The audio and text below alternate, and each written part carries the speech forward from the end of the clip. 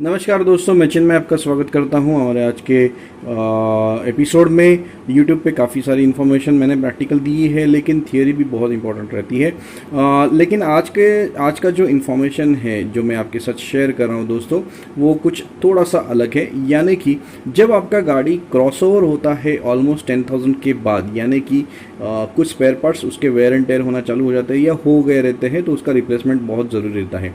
जब ये रिप्लेसमेंट होते हैं स्पेयर पार्ट्स, तो उसके साथ में कौन से स्पेयर पार्ट्स रिप्लेस करने ज़रूरी है, ये मैं आज आपको बताने वाला हूँ। अगर आप नहीं करेंगे तो उसका साइड इफ़ेक्ट क्या होगा या उसका तकलीफ़ आपको क्या हो सकता है, उसमें आपका कितना खर्चा बढ़ सकता है या कम हो सकता है, ये मैं आज आपके साथ बात करने वाला हूं। तो चलिए दोस्तों, देखते हैं। स्क्रीन पे मैं कुछ लिस्ट आपके सामने पेश कर रहा हूं और उसके साथ ही मैं आपको ये भी बताऊंगा कि एग्जैक्टली ये करना कैसा है।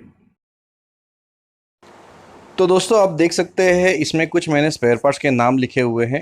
दोस्तों, पहली बात तो ये यूसी फर्स्ट जनरेशन यानी कि जो ट्विन स्पार्क वाली है उसके लिए मैं ये लिस्ट मैंने दी हुई है, ना कि ये हिमालयन या तो इंटरसेप्टर के लिए। वो दोनों इंजन्स अलग है, उसका लिस्ट अलग रहेगा। तो दोस्तों, ये यूसी इंजन है, ओल्ड बुलेट के लिए भी नहीं है। तो जब आप चेन स्प्रॉकेट चेंज करना है तो पहली बात तो ध्यान में रखना है कि जब आपका सर्विसिंग का टाइम जब आता है, वो टाइम पे अगर आप करेंगे तो ज़्यादा अच्छा रहेगा, क्योंकि जब चेन स्प्रॉकेट किट चेंज करना होता है तो मैग्नेट केस भी खोलना होता है। उसकी वजह से उसके स्पेयर पार्ट्स भी चेंज होते हैं। अगर ये आप चेन स्प्रॉकेट किट बाद में चेंज करवाएंगे, सपोज आपने आज 1000 किलोमीटर पे सर्विसिंग करवाया और फिर आपका चेन स्प्रॉकेट किट चेंज करने का टाइम आएगा, तो आपके लिए उसमें से वापस ऑयल जो है वो नया डालना पड़ेगा, जिसमें आपका नुकसान हो सकता है।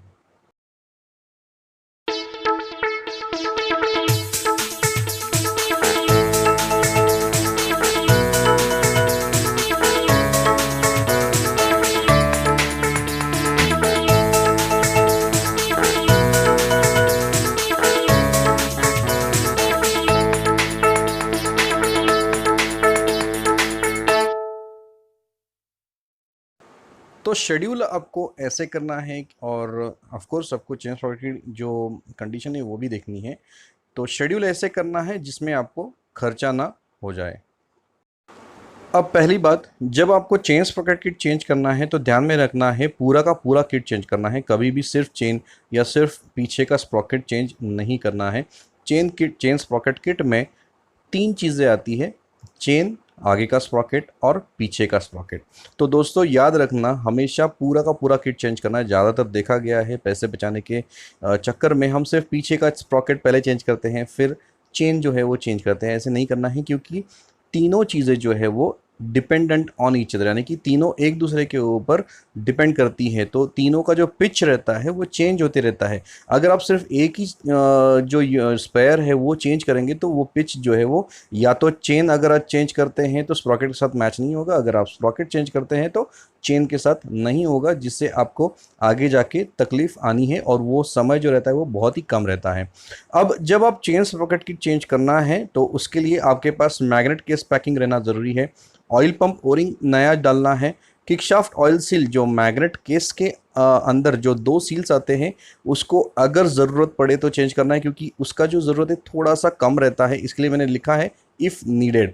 अब बाद में आता है रियर ब्रेक शू किट, आपको नया डालना है। उसका रीज़न ये है कि पीछे जब आप नया स्प्रॉकेट डालते हैं, ये दो सब चीज़ें जो है जिसमें ड्रम ब्रेक है दोस्तों, याद रखना। जो रियर ब्रेक शू किट जो है वो क्यों नया डालना है, क्योंकि ड्रम जो है, पुराना जो ड्रम रहता है वो घिसता है और उसके साथ साथ पुराने ब्रेक शूज़ भी घिसते हैं, जिसकी वजह से आपका ब्रेक जो है वो वीक हो जाता है। अब आप जब नया ड्रम डालेंगे तो उसका जो ब्रेक लाइनर का जो थिकनेस रहता है वो ऑलरेडी कम हो चुका रहता है, तो जो रिस्क है वो और बढ़ जाती है, क्योंकि ब्रेक्स जो है वो कम लग सकते हैं। जब आप ड्रम निकालते हैं तो उसी समय आपको नया ब्रेक शू भी डालना है। दूसरी बात, उसका जो ब्रेक ड्रम का यानी कि स्प्रॉकेट का जो बेयरिंग है वो भी नया डालना है। अब उसमें जो बेयरिंग आती है वो कंपनी की बेयरिंग का नंबर जो है, यानी कि कंपनी ने जो स्पेसिफाई किया है वो 6005 है। तो उसमें 2RS यानी कि दोनों साइड से रबर सील या तो ZZ यूज करना है, जिससे आपको ग्रीजिंग करने का ज़रूरत नहीं है। दोस्तों, याद रखना, बेयरिंग अगर सील्ड रहेगा तो उसको खोलना नहीं है, उसमें ऑलरेडी कैलकुलेटेड अमाउंट जो रहती है ग्रीस की वो फिल की गई रहती है। आप अपने उससे एक्स्ट्रा अगर आप ग्रीस डालेंगे तो उससे हाइड्रोलिक प्रेशर यानी कि ग्रीस का जो प्रेशर है वो बढ़ सकता है। उसके साथ साथ आपको इंजन ऑयल नया डालना ज़रूरी है, क्योंकि जब आप चेन स्प्रॉकेट किट निकालने के लिए मैग्नेट केस खोलते हैं वो टाइम पे अंदर मट्टी या डस्ट गिरने का चांसेस बहुत ज़्यादा बढ़ जाता है। जब आप इंजन ऑयल चेंज करते हैं तो 101% आपको ऑयल फिल्टर चेंज करना ज़रूरी है। अब आती है बारी कि किक शाफ्ट का जो इनर ऑयल सील जो है वो जहाँ पे क्रैंकेस के ऊपर बिठाया गया है एक कवर पे, वो अगर आपको वहाँ पे लीकेज दिखता है तो उसी टाइम आप अगर चेंज करेंगे तो ज़्यादा अच्छा है रहेगा, क्योंकि चांसेस ये रहता है कि आप सब काम करते हैं और समझो 100 या 1000 किलोमीटर के बाद अगर आपको ऐसे दिखता है कि वहाँ से ऑयल लीक है तो आपको सब कुछ खोलना पड़ेगा, जिसकी वजह से आपका ऑयल और ऑयल फिल्टर जो है वो वापस वेस्ट हो सकता है।